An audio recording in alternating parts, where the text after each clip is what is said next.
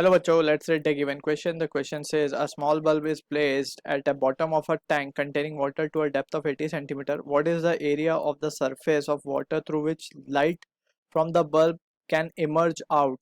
Refractive index of water is given as 1.33. Consider the bulb to be a point source. So to solve the given question, we need to have idea of critical angle, that is as a key concept हमें पता होना चाहिए कि जो critical angle होता है, that is sin से C यहाँ पे critical angle है, is the reciprocal of the refractive index of the medium. So using this result we will try to answer the given question. अब यहाँ पे question का हिसाब से we have drawn the diagram over here.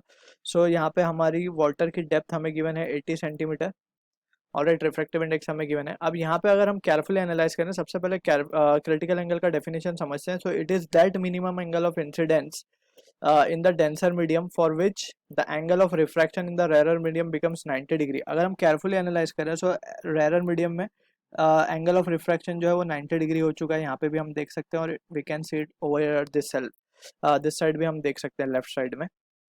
So angle of incidence that is C. अगर हम carefully analyze करें, so we need to first calculate this value of C. alright, so angle of incidence in the denser medium, यानी कि water तो denser medium है compared to air. so ये medium में first we will calculate the value of C. so C के लिए direct formula we have, that is sin C equals to 1 by mu. so we can say sin C will be equals to 1 by mu.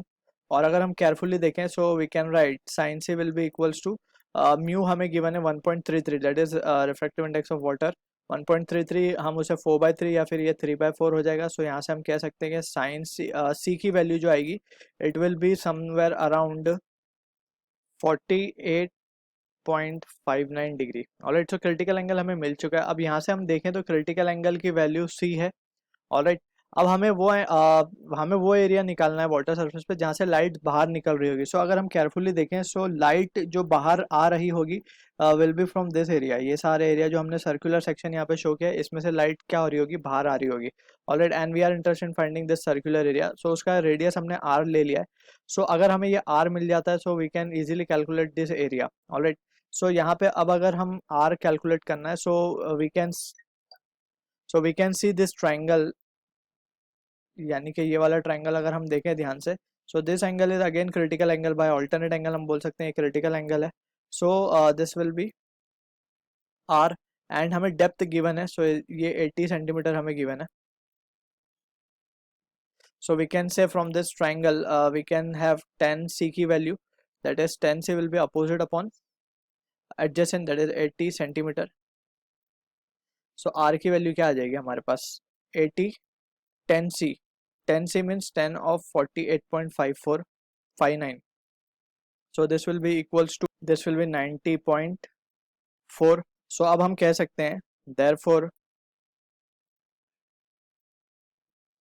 area of surface through which light emerge out can be given by the formula pi r square, and that will be equals to pi को हम लिख सकते हैं 3.14 into 90.4 का the whole square.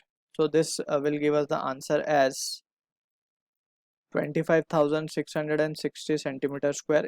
So we can say अगर metre में हम इसे लिखना चाहें so it will be 2.56 meter square. So this is the answer to the given question. I hope you understood the solution. All the best.